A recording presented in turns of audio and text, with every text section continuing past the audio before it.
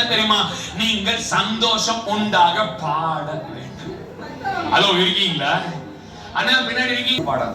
நீங்க பாடும்போது பக்கத்துல இருக்கிறவங்களுக்கு என்ன வரணும்னா, பக்கத்துல பாருங்க, சந்தோஷம் வரணும். சந்தோஷம் வரணும்னு சொல்லுங்க. உங்களை பார்த்தா எனக்கு சந்தோஷம் வரணும். பாடணும். சந்தோஷம் உண்டாக நீங்கள் வீட்டிலே கதவை பூட்டிக் கொண்டு நீங்கள் பாட ஆரம்பியுங்கள்.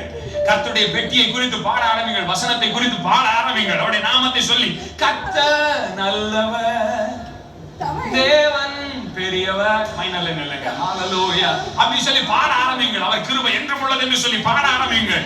நான் சொல்லுகிறேன், சந்தோஷம் உண்டாக பாட பாட பாட பாட உங்களுக்குள்ளே ஆவியானவர் உலாவுகிறதை நீங்கள் அனுபவித்து விடுவீர்கள். நீங்கள் அனுபவிக்க அனுபவிக்க அவர் சொல்லுவார், உனக்கு நான் பெரியோர்களுக்கு ஒத்த நாமத்தை உண்டாக்குகிறேன். எத்தனை பேர் சந்தோஷமா இருக்கீங்க? சந்தோஷம் உண்டாக பாடுங்க. வந்து ஆமென். ஆண்டவர் சமூகத்துக்கு வரும்போது நம்முடைய சாங் செலக்ஷன் வித்தியாசமா இருக்கணும். அல்லேலூயா. ஏதோ ஒரு